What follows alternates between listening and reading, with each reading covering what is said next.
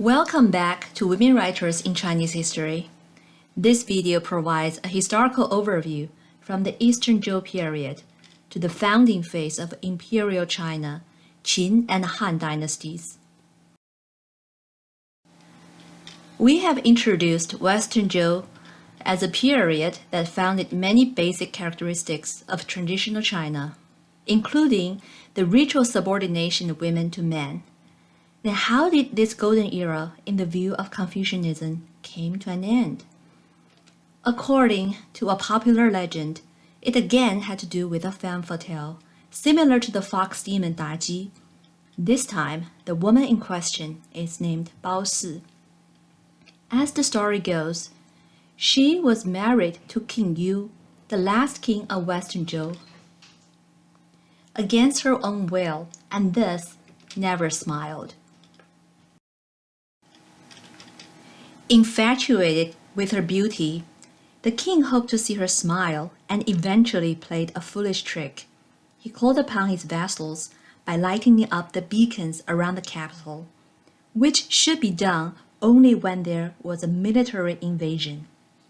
Seeing the various armies coming from the vassal states in a state of chaos and confusion, Baosi finally broke out a smile.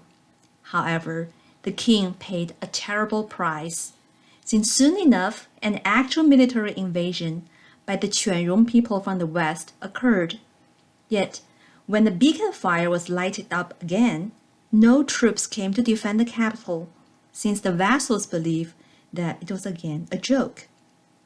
Thus the capital Haojing was lost to the Quanrong, and King Yu was killed. The remaining Zhou royal house moved the capital eastward to Luoyi, and the Eastern Zhou period thus started. The story of Baosi has been known by the term "Qingcheng Yixiao," the smile that toppled cities. This phrase came to describe both the danger and the allure of a beautiful woman. However, similar to the story of Daji, the story of Baosi is likely nothing but a legend. The story once again attributes a dynasty's downfall to female temptation, and we'll see this narrative pattern over and over in Chinese history. Yet, the Western Zhou capital was indeed captured by the Quanrong in 771 BCE, and afterwards, the Zhou royal house lost control of the various vassal states, which became independent kingdoms constantly at war with one another. Historians have divided this long period of political disunity further into two parts: the Spring and Autumn period and the Warring States period. The Spring and Autumn period, Chunqiu, obtained its name based on the title of a historical chronicle supposedly written by Confucius about his native state Lu during those centuries. During the Warring States period, Zhanguo, 7 major kingdoms remained, and the wars among them became even more vicious. Wars and chaos during the Eastern Zhou stimulated intellectual inquiries and activities to restore peace and order. The so-called 100 schools, 百家, that is, various philosophical schools, thus emerged during the period. Both the Taoist and Confucian schools were products of the period. The putative founder of Taoism, Laozi, was possibly a fictional figure.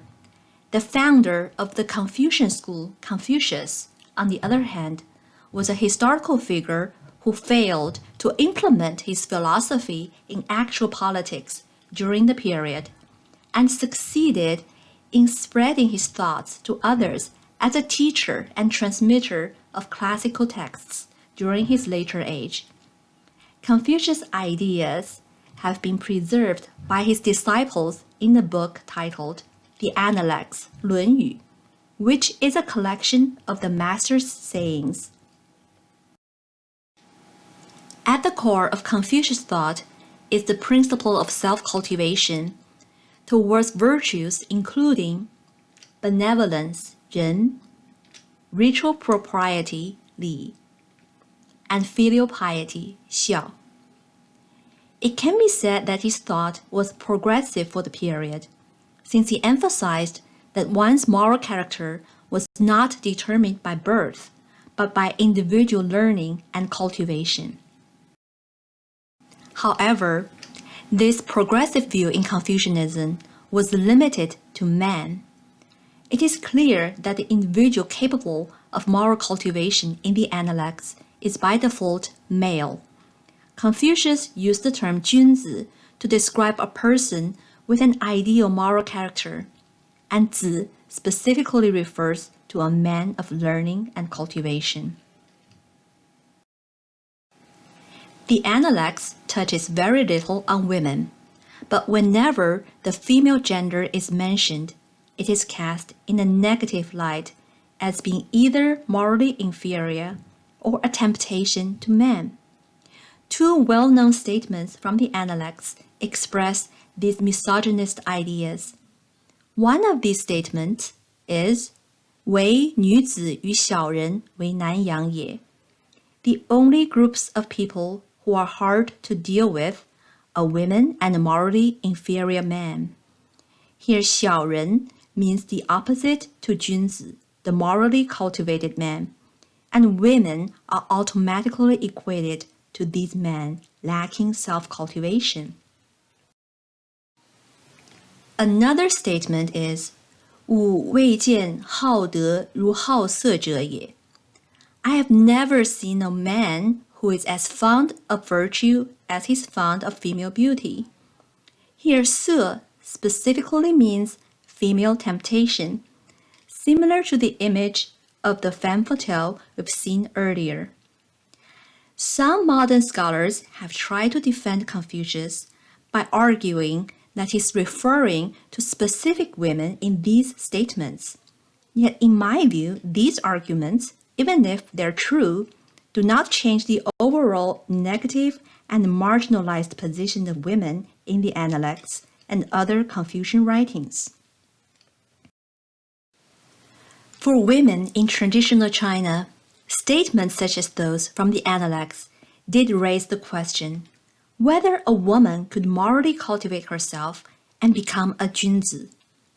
Sometimes their engagement with this ideological question could seem paradoxical, since they might embrace and purposefully pursue the subordinate position women were subjected to in the ritual order, for the purpose of proving and manifesting their inner moral character. As we shall see, this paradox underlies Ban Zhao's conduct book, Precepts for My Daughters, 女戒. Now, back to the historical development. We have mentioned that Confucius' principles, while influential later on, were not adopted during his lifetime. Rather, the state of Qin located on the west became the strongest of all kingdoms after its employment of legalism, 法家, which was a realist and sometimes totalitarian political theory. It is interesting to note that in the rise of the state of Qin, there was an important female regent, Queen Dowager Xuan, Xuan Taihou. She was the de facto ruler of Qin for decades, from 306 to 270s BCE, reigning on behalf of her son, King Zhao Xuan, Qin Zhao Xuan Wang. Queen Dowager Xuan was likely the first powerful female ruler in Chinese history. During her reign, Queen Dowager Xuan employed her own brothers and sons as regents to reinforce her power, while promoting a number of capable courtiers. Another fascinating account about her was that she had a long-term relationship with the king of Yiqu, a rival state to the west of Qin, and had 2 sons with the king.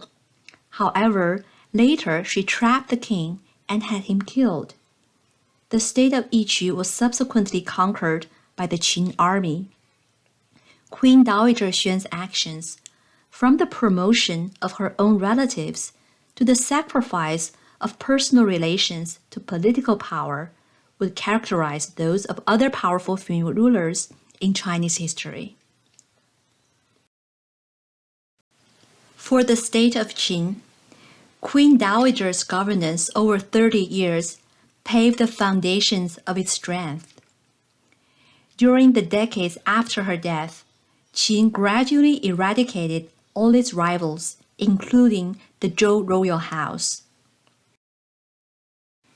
In 221 BCE, Qin became the only power remaining under Yingzheng, the king who would entitle himself as the first emperor, Shi Huangdi, and initiated the imperial system that would last in Chinese history until the fall of the Qin dynasty in 1911 and 1912.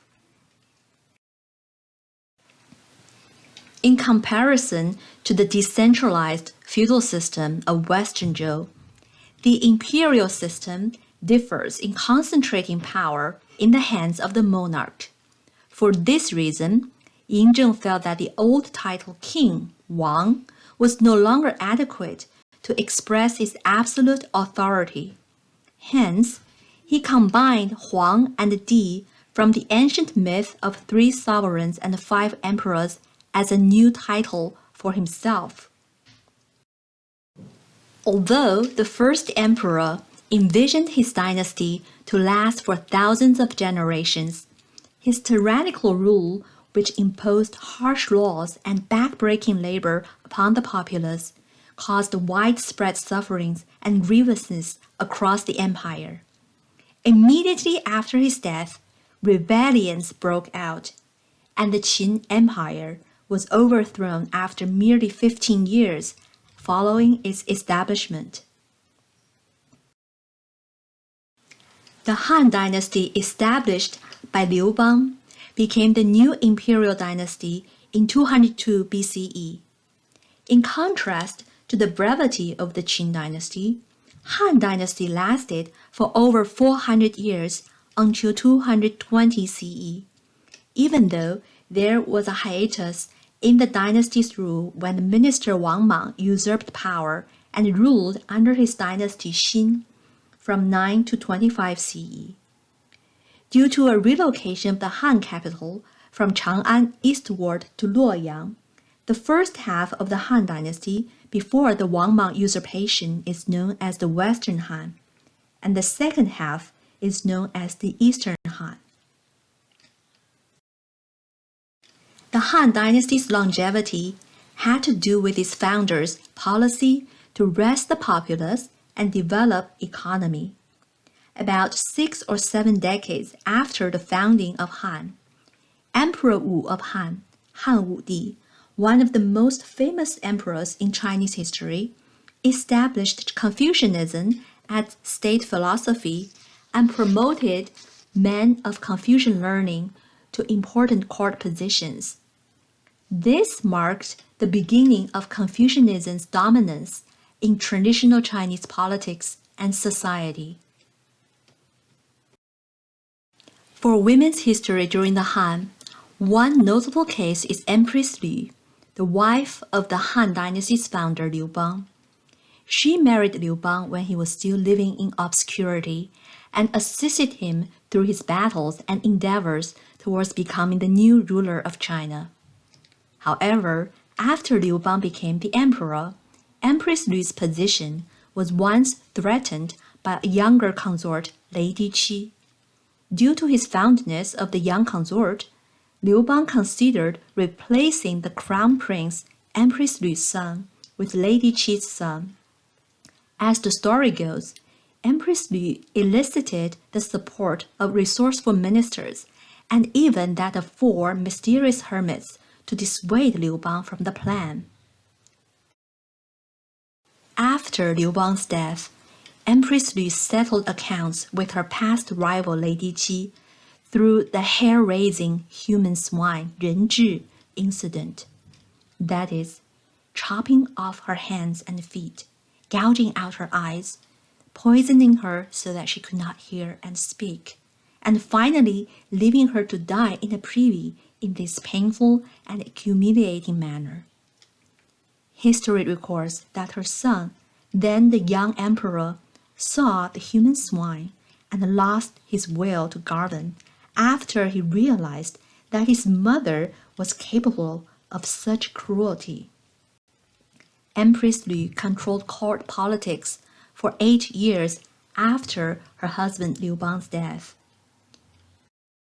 During her reign, she both cold-bloodedly dealt with courtiers opposing her, while capably and strategically implemented many policies constructive to the dynasty's prosperity. Due to the infamous human swine incident, Empress Lü's image passed down in history as the embodiment of a powerful woman's excessive cruelty, and her positive historical contributions are often obscured by the sensational story of her vendetta in the inner palace. Such negative reputations would come to haunt historical memories about other powerful empresses in traditional China, such as Wu Zetian of the Tang Dynasty. Sometimes, what's more troublesome is that the historical sources about them are not entirely trustworthy, since they fundamentally stemmed from male-centered perspectives, according to which female power is by nature illegitimate, morally suspicious, and even perverse. On this note, let's conclude this lecture. Our next lecture will address the case of Ban Zhao, who represents the very rare case of a woman historian from historical China, and who had tutored a powerful empress by preaching the principle on women's subordination, in contrast to the earlier model set down by Empress Lü.